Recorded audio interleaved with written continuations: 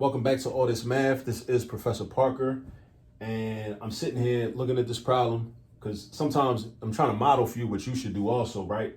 So as a student, what you want to do sometimes is like before you really start going in on a problem, you want to just kind of just sit and just look at it and kind of like plan out your steps, plan out your method of attack. You know what I mean? So like I'm sitting here and I'm like, okay, I see that A is not positive 1 like I want it to be. So I know that 2 and 2x squared, I'm going to have to get rid of that 2.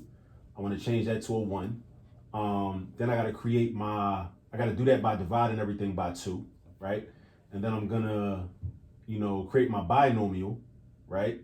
So I'm going to take that 67 and I'm going to move it over. Well, it's not going to be 67 because I got to divide everything by 2, but I got to get rid of that 67 term, move it over to the other side to create my binomial. And then this is why it's called completing the square. It's called completing the square because we're going to complete the perfect trinomial square because I'm going to have a binomial on the left-hand side, meaning I'm going to have 2 terms on the left-hand side, but I need 3.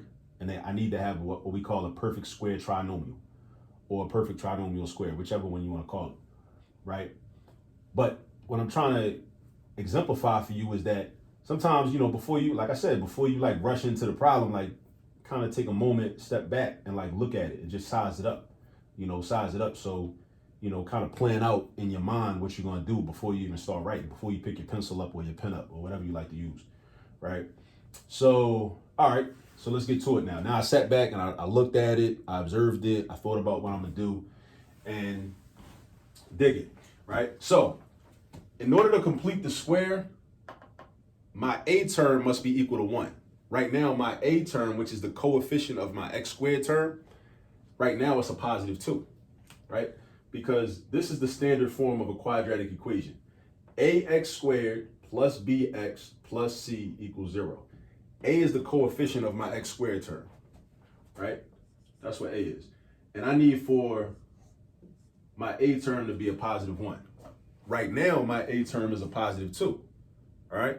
So I don't want that. I need to make this into a positive 1. Now, mathematically, the way I could do that is just by dividing it by 2. But because this is an equation and I got to keep everything balanced, if I divide this by 2, I got to divide everything by 2. All right? So we want to keep everything balanced, right? We're going to divide. So check this out. We're going to divide this by 2. We're going to divide this by 2. We're going to divide this by 2. We're going to divide this by 2, right? Now, when I do, so this is what it's going to look like. Now, some people might say we don't have to change our A term into a positive 1 as our first step. You're right. You don't have to do it as your first step. Sometimes, and I vacillate sometimes myself. Like sometimes I might create my binomial first. I might have slid the 67 over to the other side first. That's how I might get down. I might do it like that first sometimes. And then divide everything by 2. It don't really make a difference, right? But it's up to you, right? In this particular case, in this particular video, doing this particular problem, I decided to make A equal positive 1 first. In another video you might find on this channel, hopefully you subscribe to the channel. Make sure you subscribe and share. Tell other people about the channel too, right? But on another video that you find, you might see me slide the C term over to the other side first and then divide everything to make A equal positive 1. So, it varies, right? And it's cool. It's all good. There's no one way to do it. There's no one particular order that you must follow. All right, in terms of those two things. Now, 2 divided by 2 is how I get my 1. 5 divided by 2, I'm going to leave that. I'm going to leave 5 halves or negative 5 halves. I'm going to leave. I can't reduce that. 67 halves, I can't reduce that either, right? 0 over 2 is just 0. So this is what it's going to look like. It's going to look like x squared minus 5 halves x plus 67 halves is equal to 0. Now, if you're a person that's like scared of fractions and you hate fractions, don't let these fractions intimidate you. Do not do that. Don't let these fractions intimidate you. Just relax. A lot of people run from fractions. Don't run from fractions. Don't do that. Don't run from the fractions, all right? Because we follow the same steps, right? Just break it down. A fraction is just 2 numbers in 1, right? If you can deal with whole numbers, you can deal with fractions. Trust me. Now, my next step is I'm going to create my binomial using these 2 terms, right? Because I want these 2 terms by themselves on the left-hand side. So this 67 halves got to go. So we're going to slide him over to the right side, right? 67 halves, we're going to slide him over to the right side. So now we got x squared minus 5/2 x is equal to negative 67 halves, right? Because whenever we move something over, the sign changes. The sign changes, right? That's going to be negative 67 halves, all right? Because if you move it over and you don't change the sign, your answer is going to end up being wrong. And you don't want wrong answers. So remember, either you do it the formal way, which is minus 67 over 2 on this side and minus 67 over 2 on that side, right? Or you just move it over and change the sign to a negative, all right? So now, we got x squared minus 5/2 x. Now, we want to complete the square. That's why it's called completing the square. Because right now, we have a binomial. By completing it, we're going to change it into a trinomial. And how do we do that? We use this formula, b over 2 to the second power. So we do b over 2 to the second. Matter of fact, hold up. I want to save space. I'm going to write it up here. b over 2 to the second power. Now, b is a fraction, right? b is a fraction. So that normally will create what we call a complex fraction, when you have a fraction inside of a whole bigger fraction, right? But remember, a fraction is just a division problem. That's all a fraction is. So what I could do is write it like this. I could write negative 5/2. Instead of writing it over 2, I could write divided by 2, divided by 2. So divided by 2, right? And then I could treat 2 like a fraction. And the way you change a whole number into a fraction is just by writing a 1 underneath of it. Boom. And then you square that, right? So negative 5/2 divided by 2. Now, I like to do the keep, change, flip thing when I'm dividing fractions. So this is going to become negative 5/2 times 1/2 all squared. So negative 5 times 1 is negative 5. 2 times 2 is 4. Right? So negative 5/4 squared. Now, I got to square both of those numbers. So negative 5/4 to the second power. That means we square each number individually. We square the numerator and we square the denominator. So negative 5 squared is positive 25. Positive 4 squared is 16. See, that wasn't that bad. It's tedious and it involves a lot of steps, but it's not difficult. It's tedious. I want you to make sure you distinguish between tedium and difficulty, right? Just because something is long and requires a lot of steps does not mean that it's undoable or insurmountable, right? You can do it. It's just a lot of steps. It's not really that difficult. Once somebody breaks it down and shows you what the steps are. All right, and now I broke it down and showed you what the steps are. So this number right here, or this fraction, completes my trinomial square, right? So this is the number I'm gonna use. This is a very special number. This completes my perfect trinomial square. So now I do this. I do x squared minus 5/2 x plus 25/16 is equal to, now it is an equation, right? It's an equation, right? So we gotta stay balanced. So if I add 25/16 on the left side of the equation, I must add 25/16 on the right side of the equation. So take a look at that. So look what happened. This was my binomial. This is my trinomial. I added 25/16 that I got from this formula, which gave me now a complete perfect square trinomial. I completed the square. All right? And once I complete the square, then I can use other steps in order to eventually solve for x. All right? But because it's an equation, if I add 25/16 on the left side, I got to add 25/16 on the right side too. All right? Now, the left side, I can factor now. I can use methods I know of factoring. I can factor now on the left side. So it's going to look like this. It's going to look like x minus 5/4 squared. Now, where did these terms come from, right? The x came from the square root of the first term. X times x equals x squared. The 5/4 came from the square root of 25/16. And what you'll notice is that the number that goes here is always going to be the result you had in the parentheses before you squared it, before you use the exponent from b over 2 squared. So basically, it's going to be b over 2, right? That's what it's going to be. It's going to be b over 2. All right. Now, Why is there a minus sign here? There's a minus sign here because the middle term was here. The middle term was negative, but there was a minus sign in front of the middle term. So x came from the square root of x squared. 5/4 came from the square root of 25/16. The minus sign came from the middle term being negative already, and you put your exponent out here. Now, you got to know how to add fractions. We got to know how to add fractions to do this part. We got to find a common denominator. We don't got common denominators. If you have a calculator that allows you to input fractions in it, go ahead and use that. That'll save you a little bit of time and effort. But I'm about to add these fractions up. So negative 67 halves plus 25/16. What is my LCD? That's my first question. What's my LCD? My LCD is going to be 16. Because 16 is the smallest number that 16 can multiply into and that 2 can multiply into, right? So 16 and 2 both can multiply into 16. So 16 is my LCD. So I'm going to change this 2 to a 16. And I'm going to keep this 16 as a 16 because that's what it already was. Now, 2 times 8 gives me 16, right? So because I had to multiply the 2 by 8, I got to multiply the negative 67 by 8.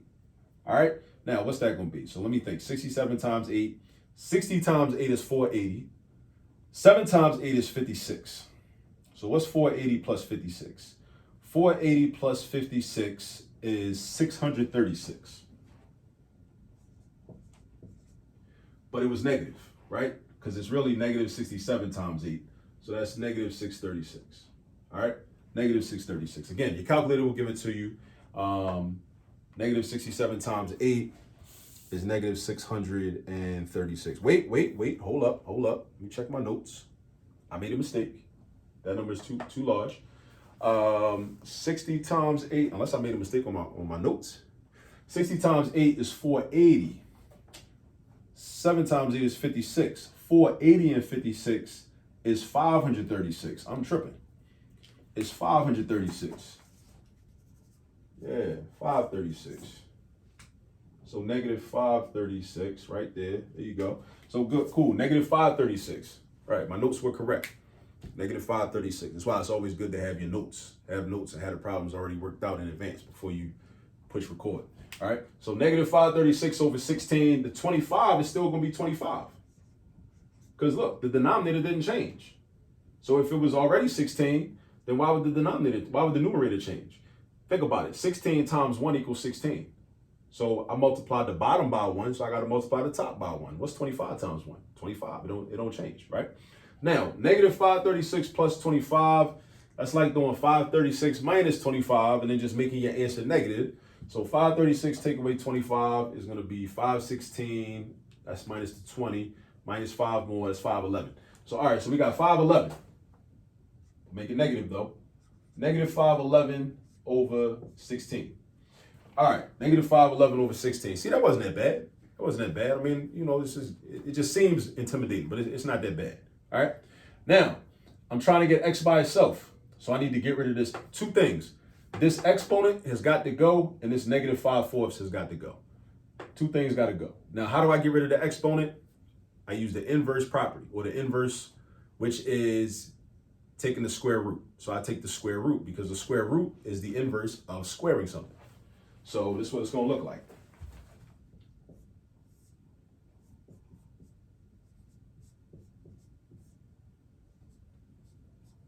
Take the square root on the left side. Also take the square root on the right side. Don't forget, put a plus or minus sign. Put a plus or minus sign. Right?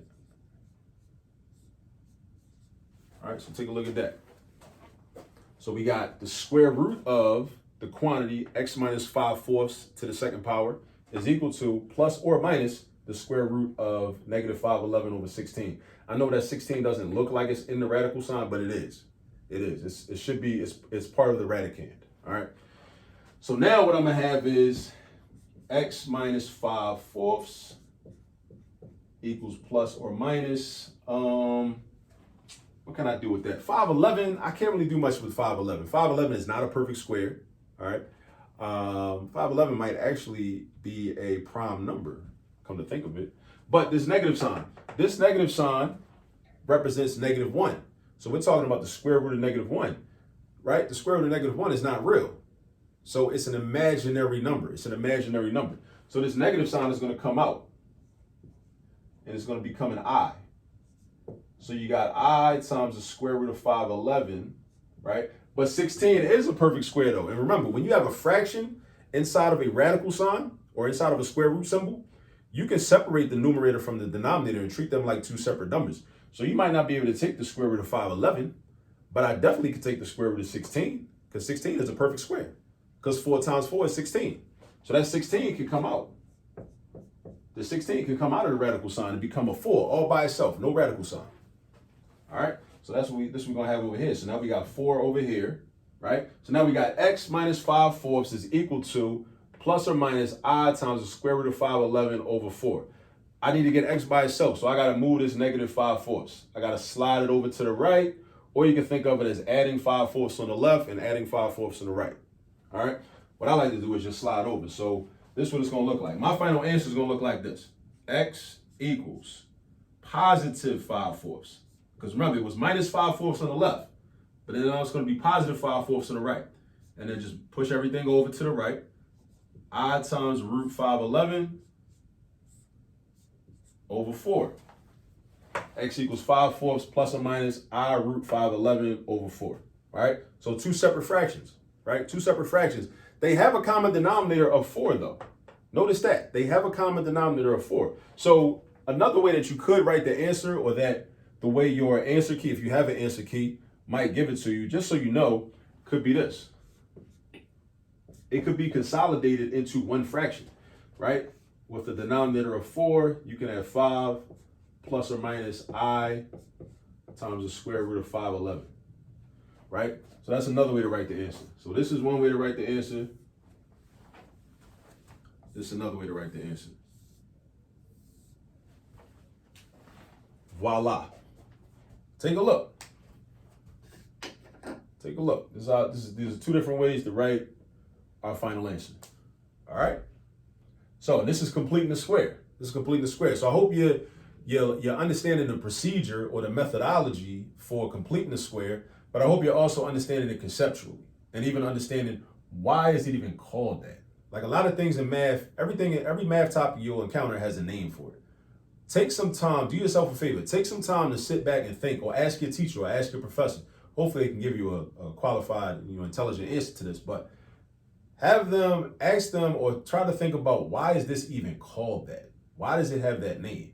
Because a lot of times I guarantee you, once you realize like why a certain topic is called what it is, that will indicate for you and help you to remember what you're supposed to be doing in those problems. Like completing the square, why is it called completing the square? Because that's what we have to do. We have to complete something that's incomplete. If something is incomplete, okay, you got to complete it, right? You turn in a paper and it was supposed to be 1,500 words minimum, but you turn it in and it's only got 800 words. That's incomplete. So your professor might give it back to you and be like, this is incomplete, but I'll give you 24 hours to complete it and then resubmit it. So what you got to do, you got to complete it. You owe your professor another 700 words. Because you're 700 words short or shy of the minimum. And that's only the 1,500 words was the minimum, right? So you was really slacking, right? So here we had a binomial. That's not a complete perfect trinomial square. That's a binomial. We need a trinomial, right? That's why it's called completing the square. It should say, or it could say, if we wanted to take up more space, completing the perfect trinomial square method, right? This is only a binomial. We want to complete it by making it into a trinomial. Once we do that, then we use some other methods. We factor, we use the square root property, which is right what we did down here. And then we just basically just clean everything up, make it nice and neat. All right.